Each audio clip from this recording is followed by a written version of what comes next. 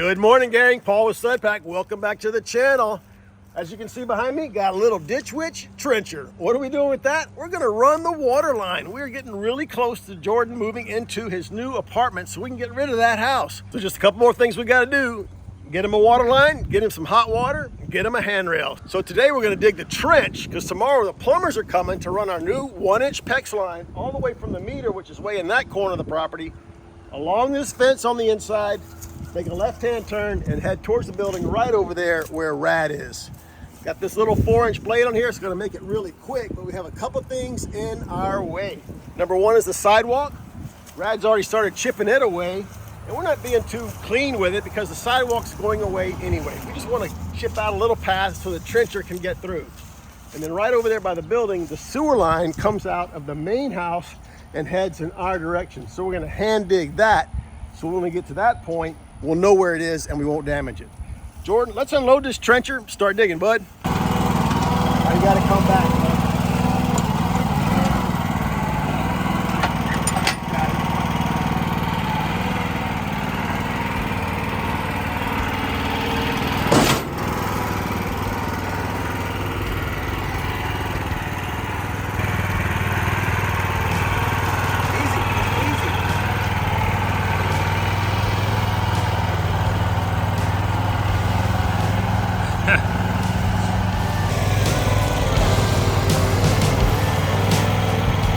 Jordan, you drove the trencher over here. Pretty easy, right? Yeah, it was easy. And you're ready to go. Yep, these controls are easy. Yeah, they're the same on all these machines. Real easy. So we want to make sure we get this sidewalk out of our way first. So once Jordan gets started with the trencher, he doesn't have to stop and wait on us. So I'm going to help Rad with this. Let's get it going.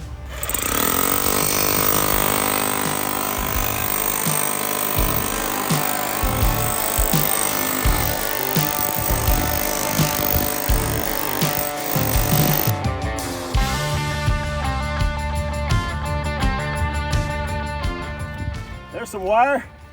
Wire. That's wire. Yeah, just give me enough room around here, Rad, so I can get the bolt cutters in there and clip it. Okay.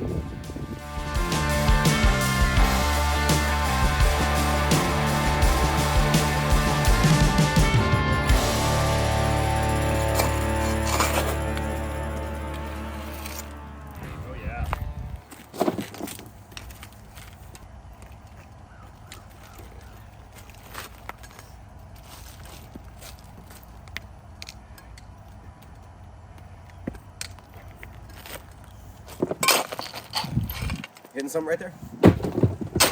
Nope. All right, gang, that was nice and easy. Super clear. Dad only thinks I need a little bit of a trench, huh? It's like easy, a little man. guy? You're gonna go right through that. And you've given me an orange mark all the way. That's gonna be the edge of my tire, so I have a guide all the way around. Right. Just so if I mess it up, then I look extra stupid. We want it to be straight, right? And so as far as calling 811, they've been out here so many times in the neighborhood. You can still see the blue line on the sidewalk. That's the water main way out there. So we don't have to worry about anything over here. Been watching our channel, you know our electric is way over there. We're good to go. Let's crank that thing up, dig a ditch.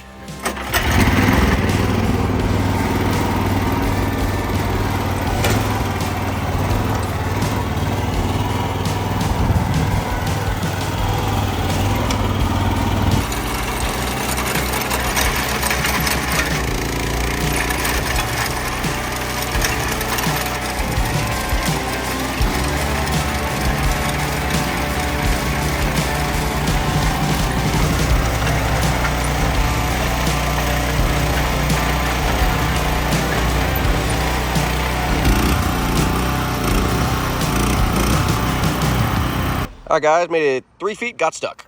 The trench was just at about 12 inches, Dad said, so I pulled forward to make another pass to get it a little bit deeper, and the tire just went straight in the ditch. So we're getting this thing unstuck. We'll get it out. Oh, we'll get it out.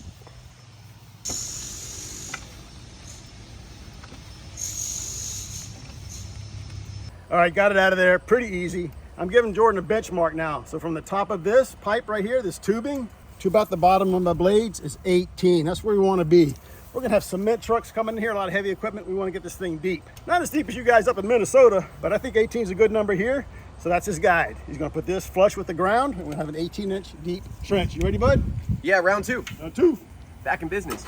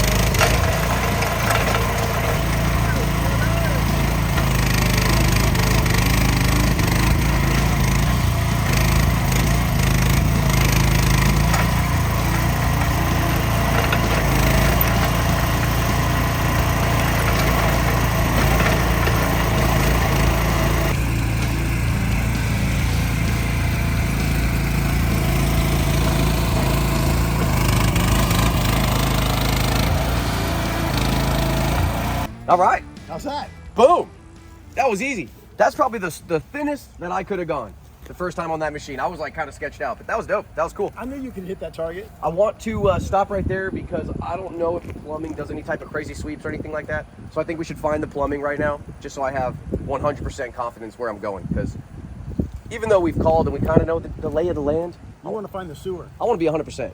Yeah. All right. Well, just because we find it up there doesn't mean that it's in the same spot out here. You Right. know that. Yeah. But it's probably straight, but if I hit maybe that not. with this, then that ruins my entire week. So let's just take the, 30 minutes to find it.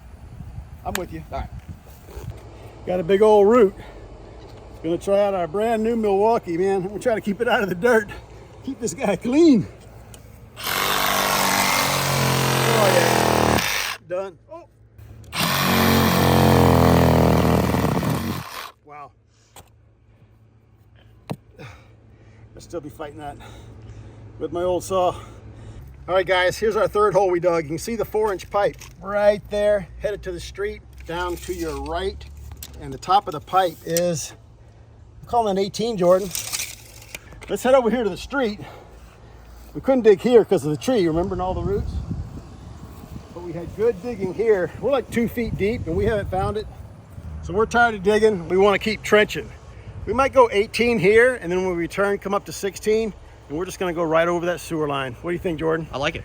Let's do it. Tired of digging.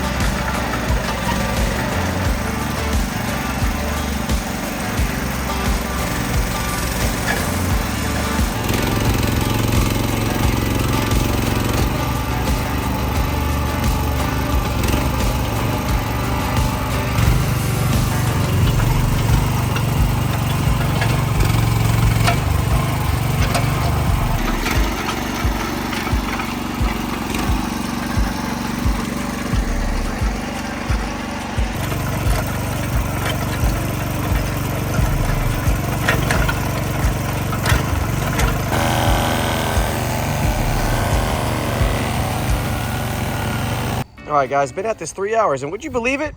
We're not done. Oh my gosh, man. Hitting rocks. Yep. Big rocks. Big rocks, big pads of concrete, Big roots. huge roots. I mean, that tree placement, I know the viewers were kind of sad to see it go, but that was a stupid place to plant the tree. I mean, even if the house was going to stay there forever, just a dumb place for tree placement, honestly. Had a root going straight down. Look at that. That's why it was so hard to get to. Yep. Dang. Stupid.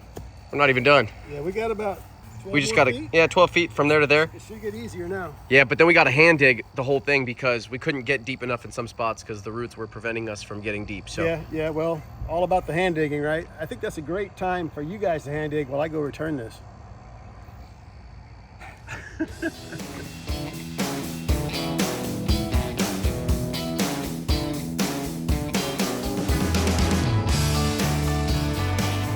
We're going to take a quick break to tell you about the sponsor of today's video, Thrive Market. Thrive's mission is to make healthy and sustainable living affordable for everyone. And we got to be totally honest with you guys. This is our first time using Thrive Market, and we are really impressed. We ordered all this online. It was at the job site in 2 days. And look how well everything is packaged. If it's breakable, it's wrapped in this recyclable paper, and if it can leak, it's even put in a Ziploc bag. And here's everything they sent us. This is just a small sample of what they have, and we're really excited about this Wild Planet salmon. We can't get Wild Planet products at our local supermarket, so we're really stoked that we can get it in 2 days from Thrive Market. Now, we're all really busy here building our projects. We don't have a lot of time to make meals and bring them to work for our lunch. So Thrive Market makes it easy for us to have a healthy meal and save a ton of money because we're not spending it at a local restaurant. And how about this? All orders over $49 ship for absolutely free. There are no additional fees or tipping. And if you find a product at a lower price, Thrive's gonna match it. So head on over to thrivemarket.com/studpack to join Thrive Market and get 30% off your first order plus a free gift worth up to $60. Thanks so much to Thrive Market for sponsoring our video. Let's get back to work, but first, I'm gonna have another one of these grass-fed beef sticks. Hey gang, it is the next day, and as you saw, Jordan, Rad, and I spent all day yesterday building or digging this trench. Yes, I said all day. I spent an hour going to get the machine, an hour returning the machine, and then this section right here, as you saw, was really easy. The hardest part was chipping through the concrete. But once we made the turn and headed towards the building, the whole game changed. We hit roots, rocks. So I'm not talking about the little rocks you see up here. I'm talking big rocks that are still in the ground, and we had to go around. So we spent all day yesterday trying to get ready for our guys today. As you can see in the garage, I got 4 guys waiting on me. We tried to get ready so they weren't waiting on me, but of course, that's exactly what happened. So I got to build a simple stand for the water heater. Let's jump in the garage and get it done.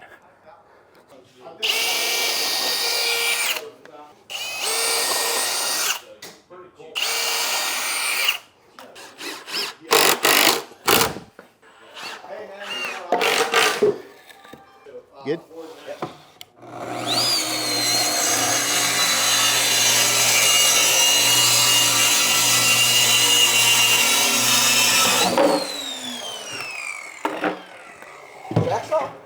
Track saw, baby.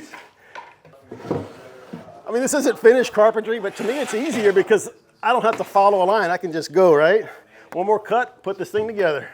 In between here and here, put the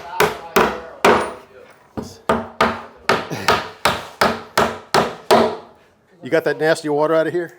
All the way against a corner. Yeah. Yeah, I had to do it. Yeah, definitely. Yeah, kind of neat. It's going to dry all the air in Right. here.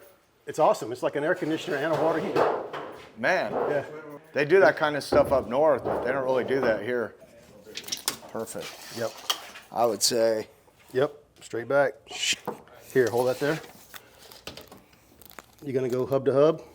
Yeah, we might as well. We'll do 39.5. Okay. That ought to barely make it.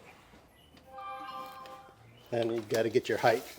Okay, that's good for the pandray. Yeah, the height I would just go a 1/4 inch low so that we have a little bit of drop on the pan. Is that 9? You like 9? Yes, sir. 8 and 3/4. 8 and 3? Thought I nailed it. You guys with me on this? You watching? Okay. All right, the one with the circle. Watch Yeah, out for them wires in the wall too, okay? Yeah, he's probably gonna have to like drill through the spray foam, and then we'll have to break it out of the bit. Listen for the tap. You're gonna have 1/2 inch of zip, and then your siding.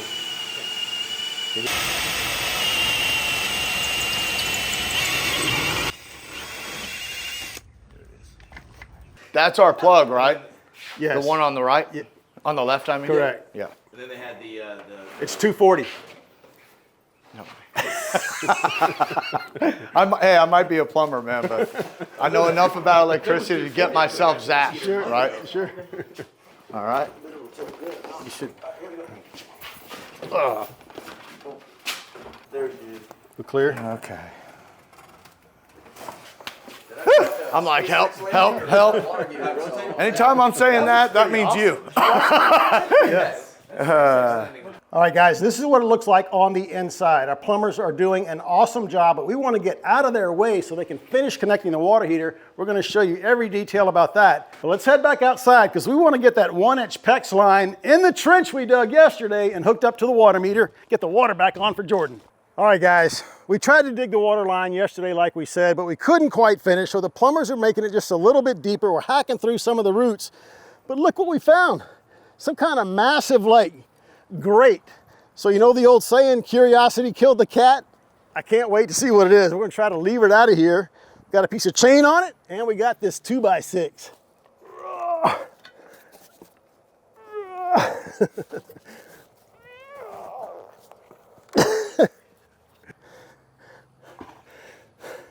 Nah, I got it. Woo!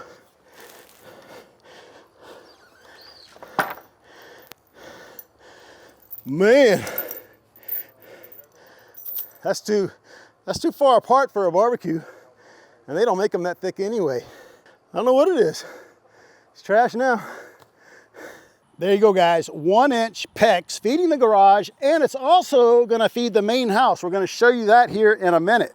But let me walk you through what we did on this side. This 3/4 inch PEX you see was existing. And look how shallow it is. Like a shaka deep, right? Not deep at all. And it's tied into a meter, which is actually in front of the neighbor's yard. So it was going straight right across here. Our plumbers put in a T, 3/4, and they increased up to our 1 inch PEX. And then I had them put in a 1/2 inch line with a hose bib right here. That's so when we're building the house and the cement truck needs water, the tile guys need water, anybody needs water, it's just right here. Nice. They don't have to go anywhere near the garage, right, and mess all that up. So once the house is gone, our plumbers will come back and put a cap in this PEX. And when the house is done, we'll call in, get a new water meter, and then we'll have 1 inch from here all the way to the 1 inch you see all the way in the ground. Now let's walk over to the garage, see where they tied in, and we'll show you how we try to future-proof everything on that side. So on this side, pretty simple. They just got the 1 inch PEX and brought it straight up into our 1 inch ball valve, and we're feeding the garage. Here's what's gonna happen. Remember, in the main house, there's gonna be an entry opposite this door into a hallway, and the laundry room's gonna be right there. So what we're gonna have them do is tie into the 1 inch PEX with a T, feed the house, pop up in the laundry room, 2 ball valves, one for the main house, one for the garage, separate them. And then we'll leave a stub out in the backyard for a future pool or irrigation or whatever we need. So that's the water side. So now we have cold water to the building. Let's go check out that hot water and see how we got hot water in the building. Check it out, guys. Here it is, a state-of-the-art condensing water heater. What the heck is a condensing water heater? Well, it has a heat pump on top. What's a heat pump? It's like an appliance that moves heat, and it's always more efficient and cheaper to move heat than it is to create it. So this unit is taking heat from the room and it's dumping it outside. We can feel it when we put our hand over the fan. This heat pump behind this black band, it's taking the heat and it's dumping it in the water. We're not generating heat, we're moving it. And like I said earlier, it's always cheaper to move heat than it is to create it. And we can operate this heater 66 gallons of hot water for a year for $217. A comparable water heater, electric, probably $800, $1,000 a year in utility costs. So you're probably saying, StudPack, what the heck? Do you guys really need a 66-gallon commercial grade heat pump water heater for the garage?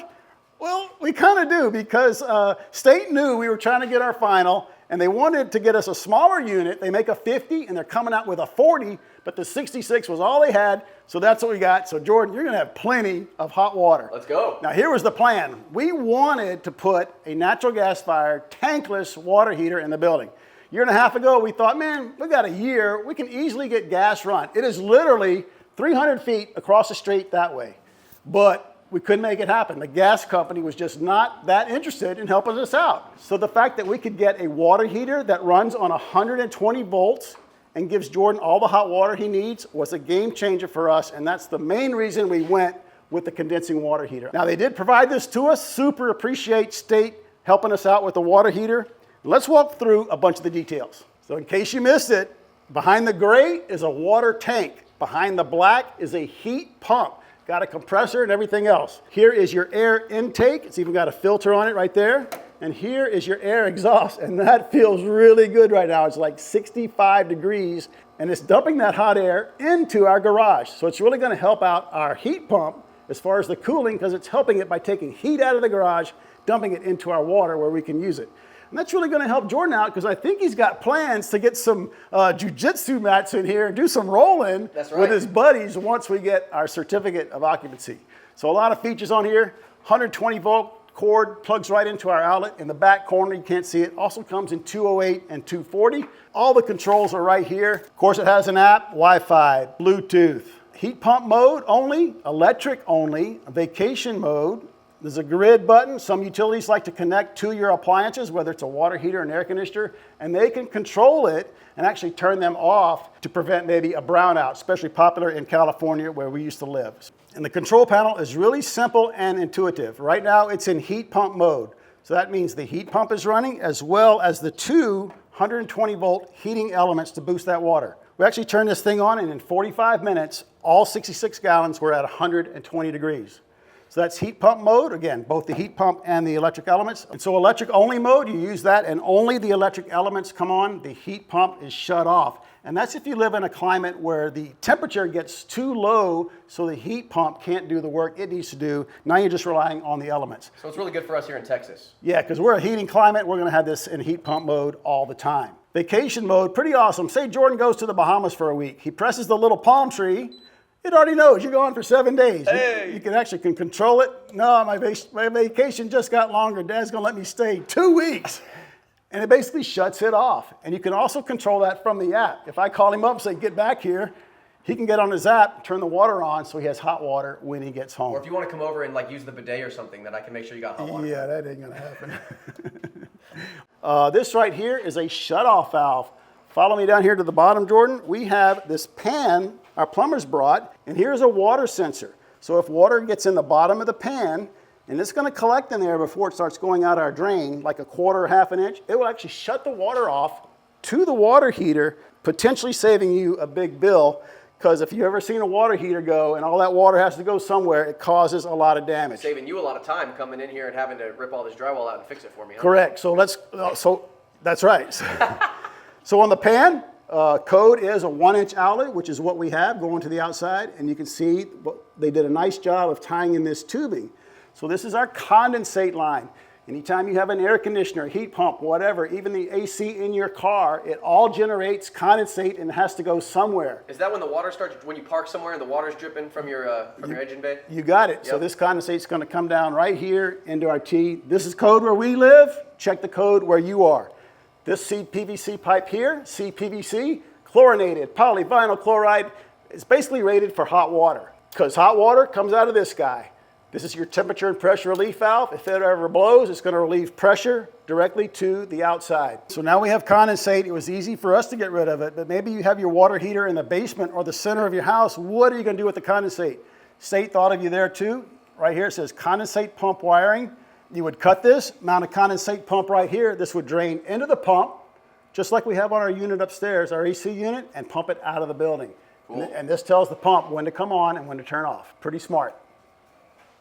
All right, guys, let's keep diving into this thing. I love this, a brass ball valve for the drain. No more plastic ones that snap off in your hand. And these ducts up here where the air is being drawn in right here and the exhaust on this side, they're 8-inch. So you could get rigid or flexible duct, and we could draw in air from the outside and we can dump air to the outside if we wanted to.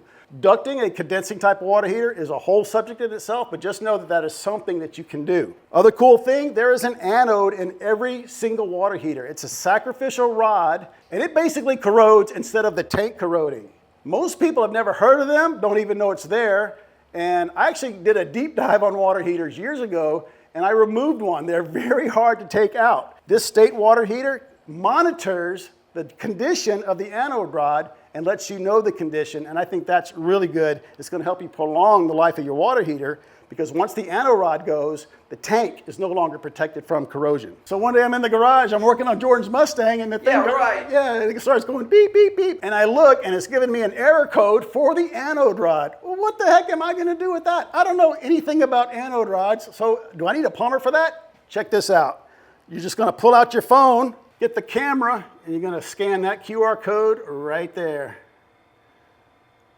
It's going to take you to the State Water Heater website. There's the model number of this one, and there is the serial number of this very water heater. The warranty status expires on that date. That was set at the factory when Jordan registers the water heater. 10-year warranty. Absolutely. Wow. He's going to change that date to today's date.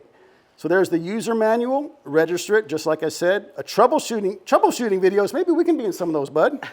Contact technical support, find a contractor, and even the parts list. So if you hit parts and then what pops up? I'm curious. There we go, parts list. Wait, it's telling me not to film it. Well, it even tells you where it was made. Wow. Juarez, I've been there. Oh, look at that. There you go. Even has the price of all the parts. Wow. If you're a homeowner, that's a huge aid to you in maintaining your water heater. Because typically when I was growing up, especially living in California, 7-year warranties on water heaters, they would all fail 7 years and 1 day, like clockwork. So love it, Jordan, great choice. I think this is going to be a perfect solution for your garage. You taking a hot shower tonight? All right, so how much? Yeah, I mean, I take one every night. So how much does this cost? This water heater right here, $3,100 just for the water heater. But Jordan's going to get a $2,000 tax credit next year when he files his return. So if he owes $6,000, now all of a sudden he only owes $4,000. Or if he owes $2,000, now he owes nothing. And there could be other incentives where you live directly from your local utility. And you're saving all that money on the electric because we're moving heat, we're not creating it. This is only $217 a year, not $1,000 a year. You can put it in vacation mode easily on an app, save yourself a lot of money there also. And this was a great solution for us, and that's because it's only 120 volts. Maybe you live somewhere where you need hot water, you don't have gas, and you don't have 240 volts. Either you don't have a 240 volt receptacle where you want your water heater, or you don't have 2 spots in your electrical panel so you can pay an electrician to run it all the way across your house. You just plug it into a standard 120 volt receptacle, just like that one. And this water heater is rated like 11 amps. Jordan could go to a SPAN app right now and tell you exactly how many watts it's pulling. I know a lot of you are asking, how much current does it pull? We're plugged into a 20 amp receptacle, just like these, because we're in a garage. But right here on the label, the maximum circuit breaker required is a 15 amp. Maybe all you have where you want to put your water heater, so that's going to help you out a lot. So while we're talking about that, remember, Jordan has a SPAN panel which monitors every circuit in the building. So we first pulled it up, and you see this one with 1,173 watts. We thought that was the water heater, but that is the hex lights in the garage, if you can believe it. It's pulling the greatest load. The second greatest load being pulled right now is 656 watts, the mini split upstairs. Of course, we turned off the one downstairs simply because we had the garage doors open and we're working. But here is your water heater, this northeast corner receptacle, 370 watts. Not bad. Not bad at all, dude. I absolutely love it. All right, guys, we got hot water finally in the Stud Pack Dream Garage. Give State Water Heaters a big W State in the comments below. We are so close to getting our CO, our Certificate of Occupancy, and calling for our final inspection. We just got the handrail to install. It's already in the backyard, all painted. A little bit of electrical here in the garage and some smoke detectors to put up. So once we have our CO, we're actually gonna live stream move-in day, a big day for Jordan and the whole Stud Pack family. So make sure you have your notifications on so you don't miss it. Remember, Stud Pack Apparel over at bunkerbranding.com. You can find us at Instagram at Stud Pack Official and Stud Pack 2, our second channel on YouTube. Thanks for watching. Smash that like button. Run some hot water to it before you smash it. Please subscribe, and we'll see you right back here on our very next Stud Pack video.